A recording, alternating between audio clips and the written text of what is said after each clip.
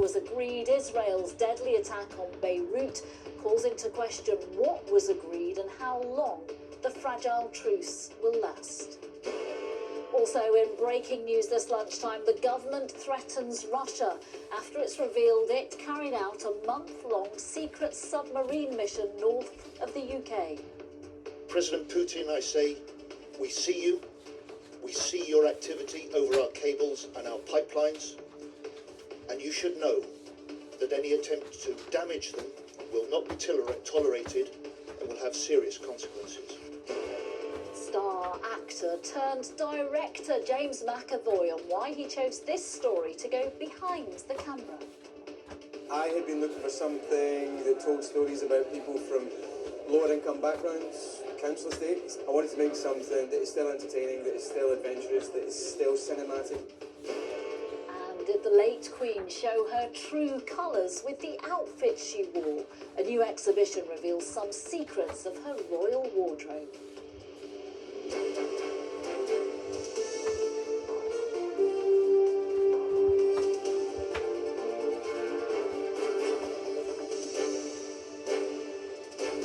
This is the ITV Lunchtime News with Nina Hossain. Good afternoon. The fragile ceasefire in the Middle East hangs in the balance. Over the last 24 hours, there's been a fresh wave of Israeli strikes on Lebanon, with the health ministry there saying more than 200 people have been killed. Iran says it won't allow tankers to travel through the Strait of Hormuz until Israel stops that bombing, while Donald Trump is insisting that US forces will remain in place in the region until Iran fully complies, and if it doesn't, then the shooting starts. Layla Hayes has more. There's supposed to be a ceasefire, but it doesn't feel like it for people in Lebanon. In Beirut, they're now searching for survivors. Israel struck the building, this man says, and brought it down with people in it. Innocent people have died here. Within hours of the ceasefire being agreed between the US and Iran, Israel began pounding Lebanon, saying it wasn't part of the deal. But Iran says it won't reopen the Strait of Hormuz unless the bombing stops. In a post on Truth Social overnight, Donald Trump warned Iran that the agreement must be complied with. If not, he said, the shooting starts, bigger and better and stronger than anyone has ever seen before. On a visit to Saudi Arabia, the Prime Minister called for a de-escalation and a lasting ceasefire, a sentiment echoed by the Foreign Secretary. I'm deeply concerned about the escalation of Israeli strikes in Lebanon. We need to see an end to hostilities in Lebanon. We need to see a ceasefire in Lebanon. This is really damaging for the security and stability of the Middle East, for the security of Israel and for the security of Lebanon. And it's also having these humanitarian consequences. On the streets of Iran, some normality has returned, but Iran says it will end the ceasefire if the attacks on Lebanon don't stop. The question now is whether the bombing of Lebanon has not only destroyed lives, but the deal itself. Layla Hayes, ITV News. Iran's Deputy Foreign Minister has told ITV News this lunchtime that the Strait of Hormuz is now open. Dr. Saeed Zatibzadeh said that civilian vessels are able to pass through as long as they have approval from authorities. Our international editor, Emma Murphy, spoke to him in Tehran. Well, the ceasefire is still holding here in Iran, which is somewhat surprising given how precarious it looked last night after those attacks on Lebanon that claimed over 200 lives. Clearly, there have been huge diplomatic efforts over the past 12 hours to try and rein in any response and also to rein in the Israelis from carrying out any further attacks. I've just done an interview with the Iranian Deputy Foreign Minister, and he has told me that the Strait of Hormuz, which has been so critical to this whole conflict and to Iran's chokehold on the global economy, is now open. He says that ships are able to pass through, civilian vessels, so long as they have the approval of the Iranian authorities. And he said the reason that they need to have that approval is because during the course of this war, or in advance of it, mines were laid by Iran in that area, as well as other technical military equipment, and safe routes need to be provided. Now, there has been a big question about this over the last few weeks. One of the issues is whether or not there will be tolls. It is likely they will, because Iran wants to claim back some money to pay for the reparations for the damage done by this war. That wasn't something the foreign minister would be drawn on, but I think we can safely assume that will definitely be the case. The other headline that he gave me was that basically the situation in Lebanon is what the whole peace deal now hangs on. They believe very clearly that Lebanon has to be freed from any further Israeli attacks, or the peace talks at the weekend will not go ahead. At this point, the delegation plan to go to Islamabad, but their movements will be completely dictated by events on the ground. Sir Keir Starmer has told Gulf allies that Iran must not hold the Strait of Hormuz to ransom in a regional defence call during his visit to Abu Dhabi. It's part of his trip to the Middle East to show the UK's support for the fragile ceasefire. Our political editor Robert Peston is in Abu Dhabi. So I'm in Abu Dhabi, and this is the second stop in Keir Starmer's tour of Gulf leaders. Yesterday he saw the Crown Prince of Saudi Arabia, probably the most powerful leader in the Gulf. That's Mohammed bin Salman. Throughout the Gulf, what we have is a commercial relationship and a military relationship. The Prime Minister has said that, the point of coming here is partly to reinforce those alliances, but also partly to help, if he possibly can, to turn this very fragile ceasefire between America and Israel on the one hand and Iran on the other into something that could be stable enough to allow peace negotiations to start tomorrow in Pakistan. And then there's another point which he's talking to all these leaders about, which is for the whole world, but particularly for these countries, getting the oil and gas shipments through the Strait of Hormuz again. As I've said so many times on ITV, a fifth of the world's oil goes through that strait, blocked at the moment by Iran. There are some signs that that blockage is easing up, but what Starmer wants is an arrangement that permanently provides safe passage. He's talked to something like 40 countries about what role all of those countries, including the UK, can play, if peace is negotiated, to keep the strait open for good. Robert Peston reporting there from Abu Dhabi. The UK and allies tracked a Russian attack submarine and 2 spy submarines loitering over undersea cables in the North Atlantic for a month before they retreated, the Defence Secretary has revealed. Speaking at a press conference, John Healey said the UK had responded to the increased Russian activity over the past few weeks. Our political correspondent Shihab Khan is in Westminster this lunchtime. Shihab, how serious a threat was this? Well, look, it is definitely significant, and it's definitely serious, because it's not every day the Defence Secretary decides to declassify operational matters in this way. As you mentioned, 3 Russian submarines were tracked by the UK military and allies as they operated above key UK infrastructure. In particular, it was cables and pipelines in the Atlantic. The reason why that's so important is how we get gas into the United Kingdom. It's also how a lot of data and telecoms comes in and out. So it is critical UK infrastructure. We're told it wasn't in our territorial waters, so not exactly close by, but in our economic waters, so it is important. Now, the UK military deployed warships and aircraft. We're told they monitored the Russian submarines 24/7. They even sent warnings to them to make it clear that their covert operation had been spotted. We're told that no damage was done, but it is a concern. Now, in an attempt to show us some of the work that's being done, we were shown this image by the Defence Secretary today. I was at the press conference. It shows us surface and subsurface Googie vessels in Russia. They are specialist submarines from Russia's Ministry of Defence's deep sea research programme. They were the ones that were used in this operation. And this is what the Defence Secretary had to say when he was asked about it. And I'm making this statement to call out this Russian activity. And to President Putin, I say, we see you. We see your activity over our cables and our pipelines. And you should know that any attempt to damage them will not be tolerated and will have serious consequences.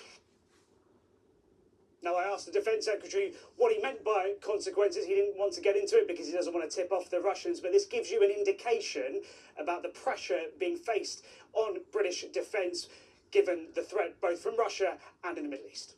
Shihab Khan, thank you very much. Thank you. 2 men and 2 women have died off the coast of northern France trying to cross the English Channel by small boat, local authorities have said. They died after being swept away by strong currents, having tried to board a dinghy. At least 42 others were rescued in the incident off the coast of Boulogne. Still ahead, why Rachel Blackmore is now officially a grand national legend. And the Queen of Fashion, Queen Elizabeth II's wardrobe, goes on display.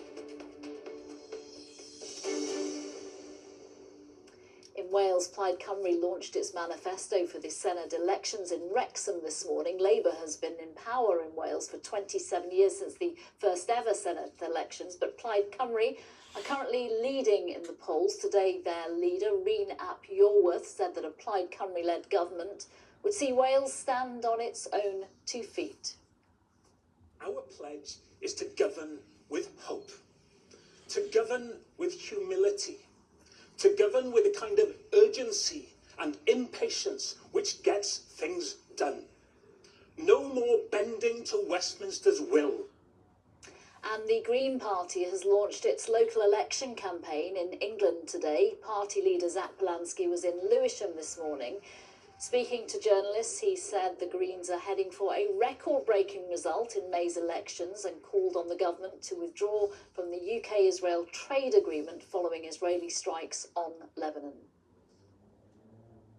Rachel Blackmore will officially be inducted as Grand National Legend at Aintree Racecourse today. The 36-year-old made history as the first female jockey to ride the winner of the world's most famous steeplechase aboard Minella Times in 2021. A plaque celebrating her achievements is being unveiled later. ITV Sports' Ed Chamberlain has the story.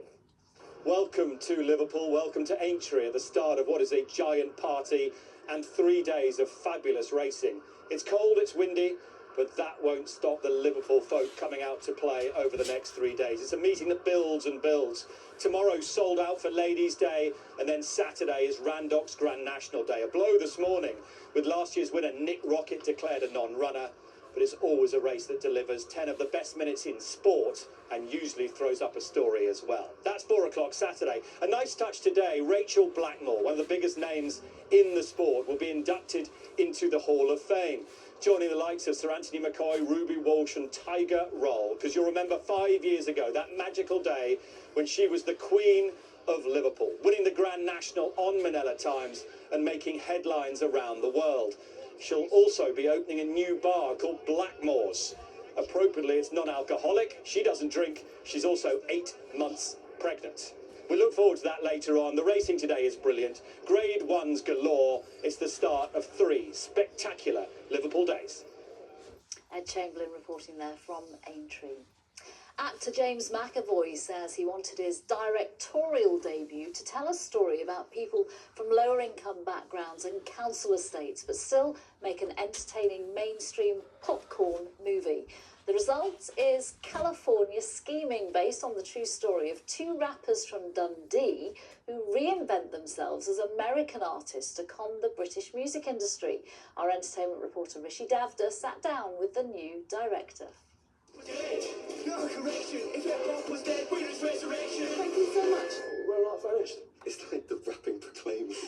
Fake it till you make it. That was the mindset of Scottish rappers Syllable and Brains when trying to crack the music industry in the early noughties. They pretended to be from California, though they hailed from Dundee. a con being told on the big screen by first-time director James McAvoy.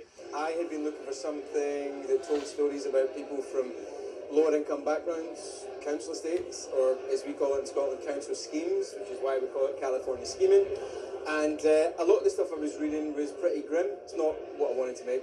I wanted to make something that is still entertaining, that is still adventurous, that is still cinematic, it's still fair, like a mainstream popcorn movie in some ways. Syllable, Brains, both met in the same skate scenes. Syllable and Brains landed a record deal, appeared on MTV, and even played on a UK tour with Eminem. I think pretty much about 2.5 years as Syllable and Brains, but I actually stayed in character for 5 years. I was just so captivated by the audacity of it and the bravado and just like the lust for life. You know, two young men with a mission, not knowing where they're going, just off the cuff. I've been down here so long I practically sound English. As well as directing, A-lister McAvoy stars in the film, a rare chance to use his Scottish accent. I think I've played like 5 Scottish characters in 30 years. And so once I get over the bump of the first day, I've been like, oh, this feels weird, which is perverse. Speaking my own accent when I'm getting paid. Once I get over that bump, it's kind of gorgeous and just feels very natural. With an American wife and kids raised in England, his loyalties will be tested this summer. We are in a Football World Cup year. What shirts are being worn at home? Look, I would never wear an England shirt. I do support England, let it be known. The only kit I would wear is a Scotland kit. This is what we wanted. California Scheming's out tomorrow. A tale of identity, friendship, and never taking no for an answer. Rishi Davda, ITV News. NASA officials say they're not taking their eye off the ball as the Artemis 2 crew prepare for their return to Earth on Friday after successfully completing a test flight around the moon. Speaking to journalists overnight from the Orion capsule, the astronauts said they're getting mentally and physically prepared for their splash landing in the Pacific Ocean.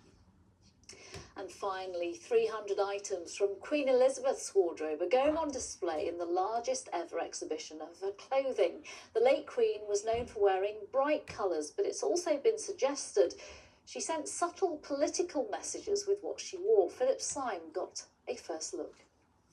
Wearing a beautiful diamond tiara and the ribbon of the garter. For almost a century, watching the late Queen's wardrobe was our national pastime. Her Majesty the Queen leaves the palace wearing the appropriate uniform. A fixation with her fashion which began before she even knew it. So this is the royal christening gown itself in the flesh. It was made by Queen Victoria for her children and worn subsequently by every member of the royal family up until 2004 when it was retired. So that's over 60 royal babies. Just one of 300 items now on display here at the Royal Collection.